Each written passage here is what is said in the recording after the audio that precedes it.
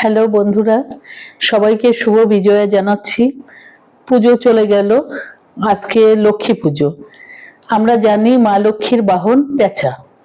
এই পেঁচার জন্যই আজকে মনে পড়লো, পেঁচা নিয়েও আমাদের সমাজে অনেক কিছু ভুল ধারণা আছে। যেমন রাতে পেঁচার ডাক শুনতে পেলে, পেঁচার ডাকটা একটু অদ্ভুত টাইপের। অনেকেই ভাবে যে এটা একটা অশুভ সংকেত, কোনো মৃত্যুর প্রতীক বা কোনো অশুভ প্রতীক।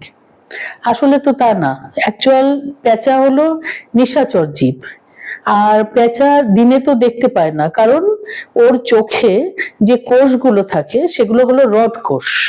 রড কোটে রডোসিন বলে একটা কেমিক্যাল থাকে, যে কেমিক্যালটা দিনের বেলা ওকে দেখতে সাহায্য করে না।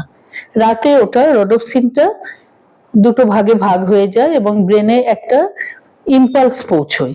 সেই ইম্পালস থেকে ওরা কি দেখে, কালো, সাদা, ঠিক আছে, এই ধরনের দেখে।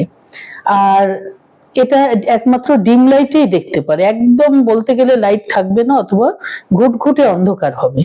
তাই পেঁচার, আমাদের যেমন দিনের বেলা সমস্ত কিছু কাজকর্ম, পেঁচার কিন্তু রাতের বেলা কাজকর্ম। ওকে খেতে হবে, তাহলে ওকে শিকার করতে হবে, তাই না? তারপর অন্যান্য কাজকর্ম, ওদের বন্ধু বান্ধবদের সাথে কমিউনিকেট করা, সমস্ত কিছুই তো পেঁচা করবে এবং সেটা রাতেই করবে। তাহলে পেঁচার ডাক রাতে কিন্তু আমাদের কোনোভাবেই অশুভ নয়, বরঞ্চ পেঁচা আমাদের পরিবেশের ভারসাম্য রক্ষা করে, ভীষণভাবে ব্যালেন্সড করে। কারণ পেঁচা কৃষকদের বন্ধু বলতে গেলে। সব থেকে বড় হলো ওই ইঁদুর খেয়ে ফেলে, বিভিন্ন ধরনের সরীসৃপ খায়, অনেক ধরনের বাজে পতঙ্গ যেগুলো চাষের ভীষণভাবে ক্ষতি করে, ঠিক আছে, এগুলো হলো পেঁচা খেয়ে আমাদেরকে উপকার করে। তাহলে কোনোভাবেই ভাববেন না যে পেঁচা কোনো ক্ষতিকারক।